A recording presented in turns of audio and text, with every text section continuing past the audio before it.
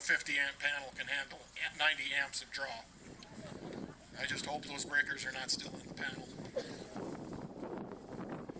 After the rock was painted and allowed a little time for the paint and sealer to cure, the shelter was taken down. It only took one day to accomplish this, as the weather had warmed up a bit. It was really nice, balmy even, and muddy. It was cleanup time again, filling in the tracks left in the mud and soft lawn, filling in the post holes, fixing the broken electric wires that were cut while drilling for the poles, replacing the multitude of sprinkler heads that were again crushed by our activities. Then we were done until the next summer. Then it was time to do the finished landscaping. The stamped and colored walkways by Roger Dreckman and his crew, the plants, the concrete edging, the landscape stone, and the lawn seating by Chris Reichs and his whole workforce, and Brian Quirk, who donated his time, his talent, the lights and the wiring for lighting surrounding the rock, all combined to give us this beautiful Freedom Rock display. One last project remained to be completed, which we finished before Memorial Day this year. The placement of those 17 plaques around the perimeter that honor those who have fought for, served for, and now ensure the freedom that we here in Chickasaw County now enjoy. After failed attempts at concrete display stands, with pandemic-related delays for the material that we needed to make them, not the concrete, we decided to go with the simple but still elegant posts that you see. Now we're done, except we're not. This Freedom Rock had one more wrinkle, one more thorn, one more detail to be overcome.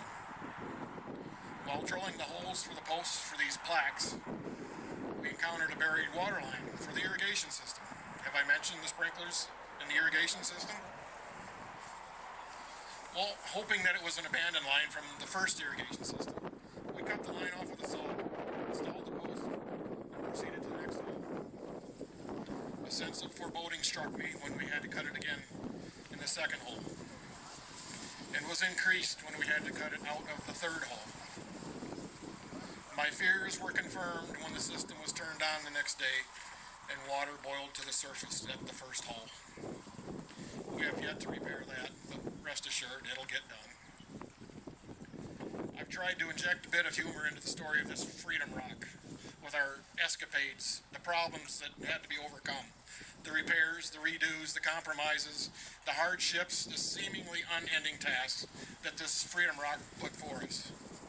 From getting the rock out of the field and repairing the damage it caused, fixing the crane before lifting the rock, building the road, moving the rock, cleaning up, building and maintaining the shelter, tearing it down and cleaning up and fixing again. Every step of the way has seemed to be a battle. The battle for this Freedom Rock. Realization struck me last week as I was working on this tale, this story of our Freedom Rock. Freedom isn't free. I realized as a symbol of freedom, this Freedom Rock certainly did not come free. The cost of freedom is sacrifice. The cost of this Freedom Rock was our sacrifice. There are portraits of 7 men on the north side of this rock. These 7 young men from Chickasaw County made the ultimate sacrifice for our freedom. In the upper left is Private Faye Edward Stein. Faye Edward Stein was born January 26, 1895 in Waukoma, the son of Mr. and Mrs. Charles H. Stein. He came to New Hampton with his parents, where he lived until enlisting in the Marines at St. Paul in May of 1918. He trained at Parris Island, South Carolina, before going overseas in July. He served in France with Company A, 5th Division, and was killed in action November 3rd, 1918, in the terrible fighting in the Argonne Forest. He was the first New Hampton boy killed in action, and the New Hampton branch of the American Legion named their post in honor and in memory and honor of their fallen comrade. Second from left is Gunner's Mate 3rd Class, Paul Johann from Alta Vista. Paul was on board the USS Arizona on December 7th, 1941, his 22nd birthday. VFW Post 4069 in Alta Vista is named in honor of Paul Johann. Second from the right, Private Ralph Nicholson. Private Nicholson served in the 508th Parachute Infantry Division of the 82nd Airborne. He died on June 6, 1944 in Normandy, D-Day. In May of 1946, members of the VFW Post 6792 in Nashua voted to name their post in his honor. Upper right, Sergeant Harold Redmond. Harold J. Redmond was the son of John and Teresa Redmond of Lawler. He was born in Ionia, July 17, 1896, later living in New Hampton and then in Lawler, where he grew to young man. He enlisted May 1st, 1917, and was with one of the first detachments to go overseas.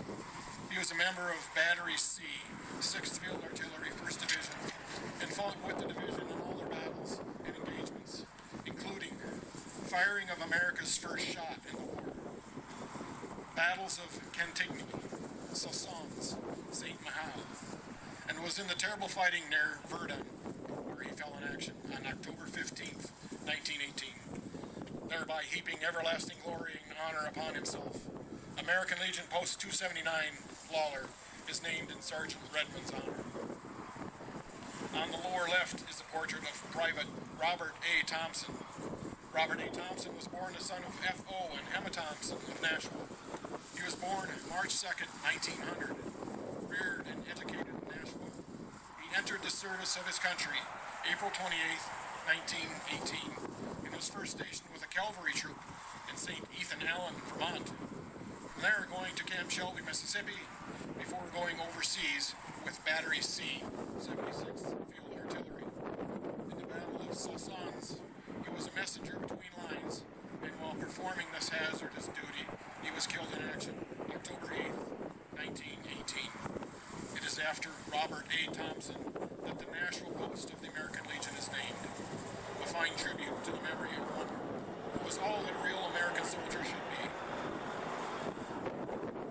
On the lower right, second from right, Private Donald Fisher from Nashua. Donald Fisher volunteered in the U.S. Army on March 2nd, 1942, served as a radio operator in a tank. He was killed in action in the Netherlands on April 6th, 1945. Private Fisher's remains could not be distinguished from the remains of Private Clifford A. Flanagan, so both young men are interred together at New Albany National Cemetery, New Albany, Indiana. Right is Donald Fisher's brother, Sergeant Lawrence Fisher, United States Marine Corps. Lawrence Fisher registered in the United States Marine Corps on February 16th, 1942. Sergeant Fisher was killed in action on Okinawa on May 10th, 1945. He is interred in the National Cemetery of the Pacific in Honolulu, Hawaii. Before these two men died, their parents, Mr. and Mrs. Earl and Mary Fisher, in a local newspaper article, were listed as a champion service company. They had 6 of 8 sons in uniform, all at the same time. Our presenter of the Navy wreath, retired E-5 Second Class Petty Officer, United States Navy, Mary Fisher Dean, is the daughter of Leland Fisher, one of the enlisted surviving sons of Earl and Mary Fisher. On the east side of the rock is a portrait of a proud warrior of the Chickasaw Nation. On the south side, a grieving soldier honoring a fallen comrade, signified by the boots, the rifle, and the helmet hung on the rifle. A Marine standing at port arms, honoring the fallen soldier. The sailor standing at attention, a young lady in uniform, an airman, first class, perhaps. On the lower right, a soldier on his way to battle, or is he there to escort the newly fallen soldier to the peaceful ever after? In the background, the ghost soldiers from the Revolutionary War and America's Civil War, the early fighters that brought us the freedom that we so enjoy today. Flying above the scene in the setting sun is a P-51, a victor for freedom in World War II in Europe. Beside it, an A-10, known in modern times as a saving angel for the foot soldiers on the ground in harm's way. If we could look inside the A-10 cockpit, we might see Lieutenant Colonel Brian Beatty, commander of the 107th A-10 Fighter Squadron, Selfridge Air Force Base. Lieutenant Colonel Beatty, a native of Chickasaw County, has served 6 combat deployments to the Middle East, is the son of retired United States Air Force Staff Sergeant Robert Beatty and Phyllis Beatty. Featured prominently on that side of the rock are numerous poppies. The poppy is a symbol of support for veterans. It remembers soldiers who have given their lives for the country and honors their dedication and sacrifice, their sacrifice for our freedom. Lastly, draped over the rock, the American flag, a symbol known worldwide for democracy and freedom. Chickasaw County, this is your Freedom Rock.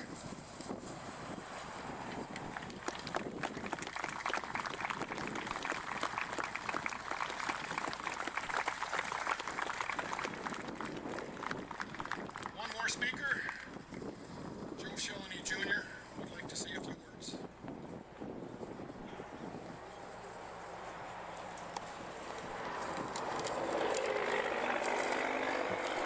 Thank you, Gene. I'd like to thank all of you for coming today. This is a very special occasion. It's a beautiful rock we have here. As chairman of the Lawler Monument Board, I would like to thank everyone who made this Freedom Rock dedication possible. It's a beautiful addition to our memorial. I would like to thank the SAL, the Auxiliary Legion Post members for all their hard work, placing the stone, putting the finishing touches on it. It is truly an incredible to see the community come together for a common goal and the outcome be so positive. And a great addition to our community. This is a beautiful and unique reminder of the cost of freedom in a way that we can honor those that have made sacrifices for our country. Thank you all for your support. It is appreciated more than you know.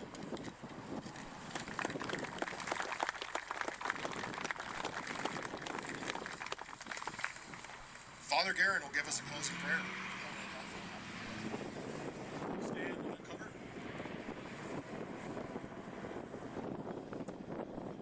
Just a couple of things. I was contacted a few weeks ago by Brian Quirk if I could come and offer the prayers for this dedication.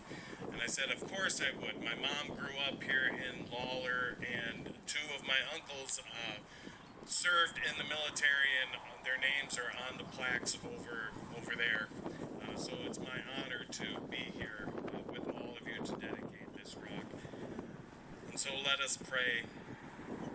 Oh God, as we conclude this dedication of the Rock of Freedom, we give thanks for all the women and men who stepped forward, who stepped into the arena and said, I will defend freedom for my fellow citizens and sisters and brothers.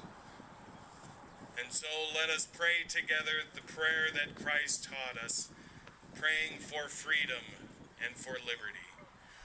Our Father, who art in heaven, hallowed be thy name. Thy kingdom come, thy will be done, on earth as it is in heaven. Give us this day our daily bread, and forgive us our trespasses.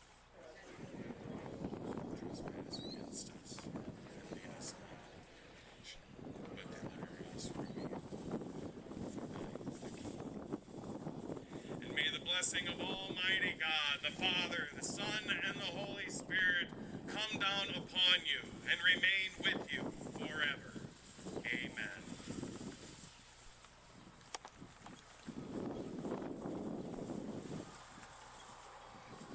That's all we've got, folks. You can view Raleigh Cahoy's model over there. There's the Historical Society is set up in the ballroom. If anybody needs a ride, the trailer's here. You might have to bump a few people out of the way, but we'll make room. We can make several laps. Welcome to Lawler for Irish Fest. Thank you for coming.